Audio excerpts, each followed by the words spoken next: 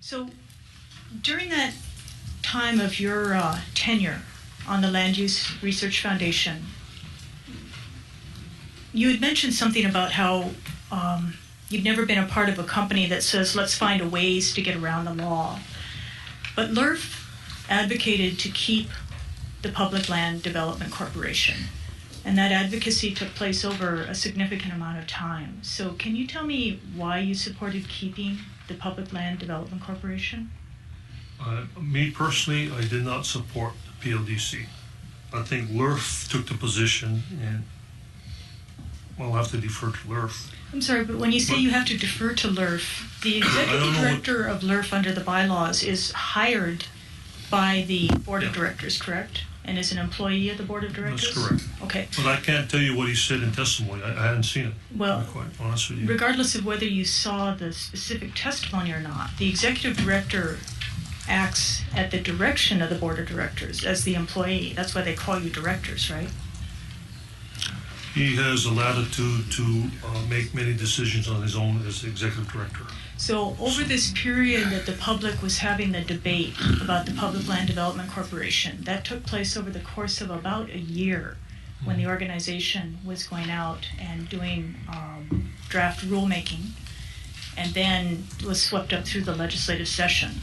So over this 11-month period of high public attention on the Public Land Development Corporation, LRF was one of the few organizations that was testifying in public meeting after public meeting, rulemaking sessions in front of the Board of Land and Natural Resources and in front of the legislature to keep the Public Land Development Corporation. Why was that? I guess it's to have what their mission talks about, reasonable, rational, equitable land use planning and legislation. Perhaps they felt that was reasonable and rational. Well, again, LRF is, you are on the board of directors, so I don't think it's something that you can hold as arm's length from you. And so if the position then of LRF is that the Public Land Development Corporation is reasonable and rational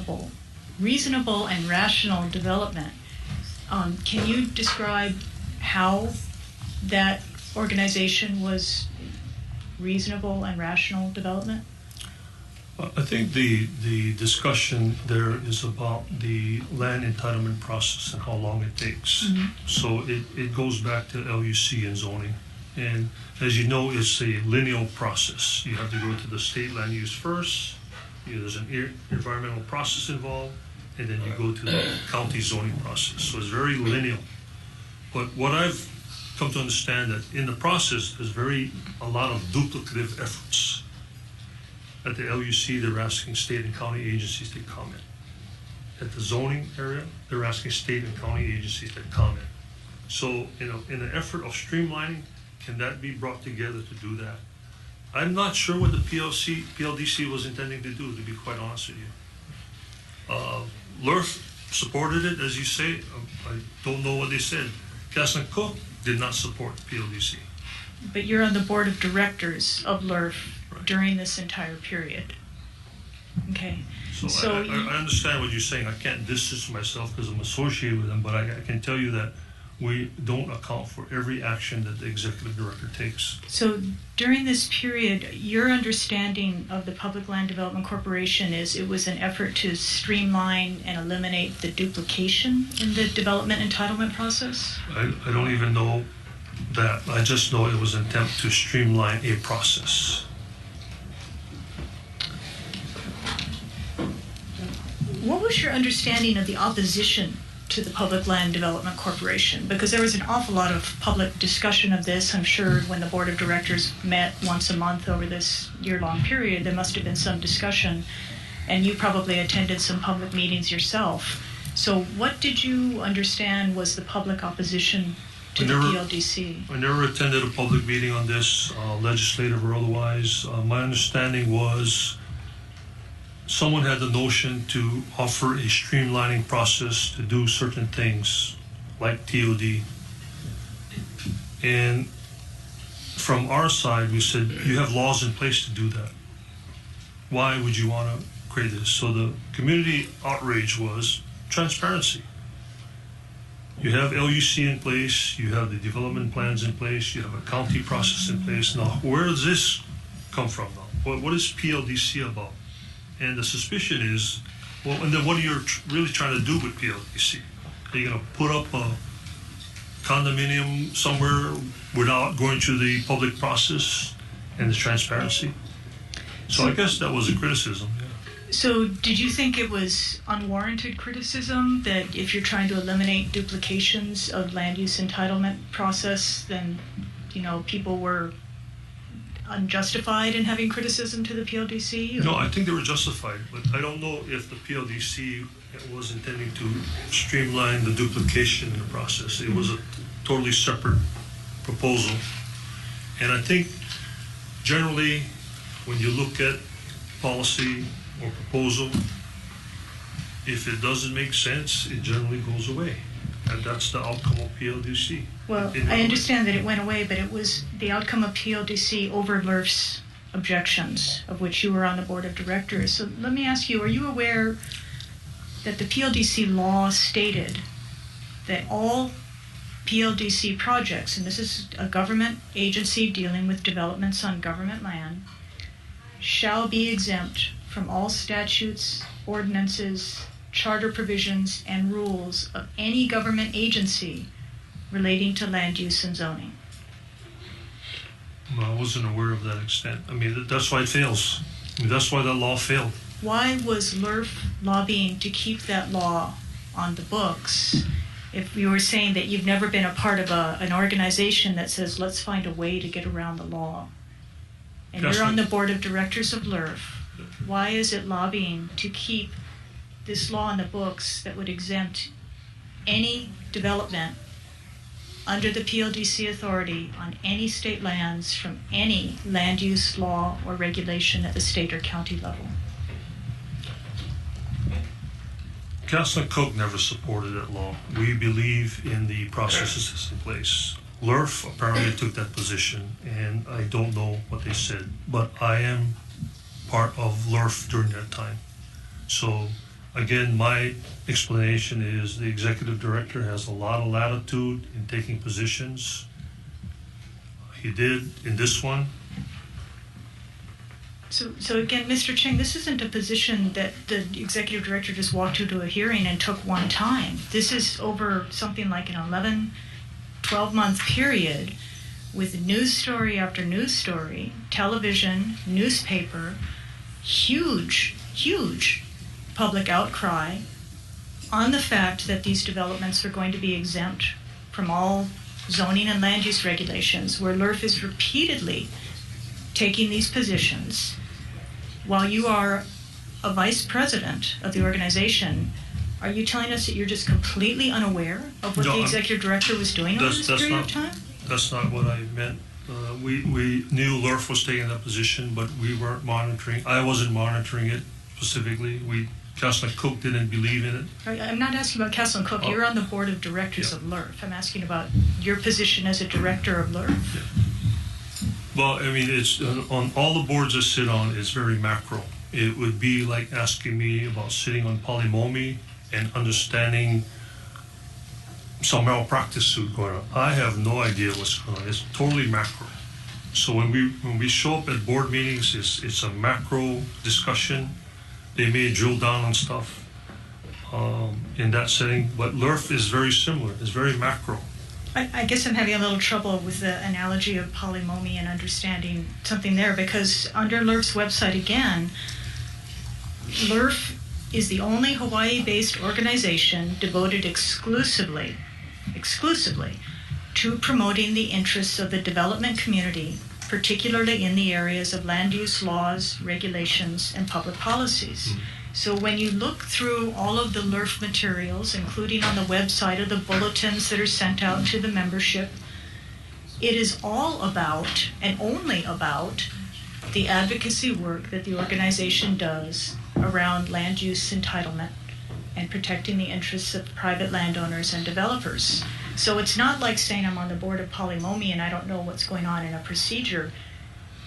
This issue of the public policy, influencing public policy decisions on land use is the reason for LRF existence. And they've done many other things in the area of land use, impact fees and all that, but I'll have to defer to LRF. I mean, I'm not sure why they were so engaged in it. So can we ignore David Arakawa in the future because he's acting without any of the board's oversight or authority? That's for the LRF board to decide. But you were on the LRF board. No longer there. I'm not trying to distance myself. I was associated with LRF. We did many good things, I thought. We helped with the IAL law, by the way. We were engaged with there.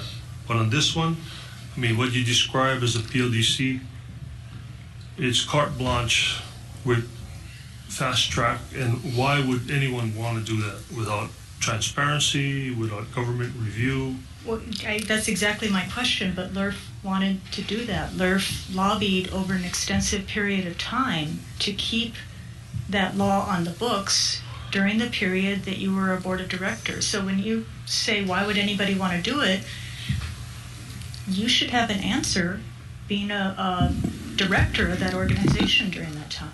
I can only assume that they were trying to streamline a process. Is bypassing all the zoning laws and land use regulations streamlining in your mind? That's what this law was attempting to do.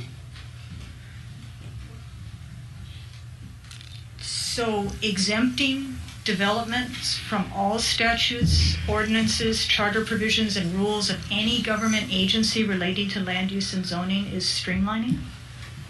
It's fast-tracking a process, is what that sounds like it's trying to do. Okay. So it's bypassing public meetings, input from state, county.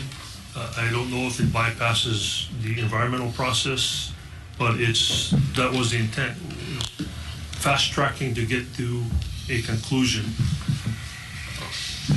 or a result.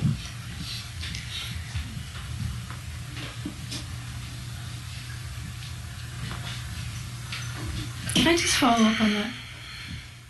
Okay. So, Carleton, do you agree with everything the Land Use Commission, the LRF stood for? No, not always. Does all the board agree with everything? Is that a majority rule or? No, not always. It's not even that formal. We don't sit around and say, let's vote on this issue, yay, go, David Arakawa. It's very informal. So is it fair to say that some members supported LRF doing that and others on the board of directors didn't, and yet perhaps the majority did?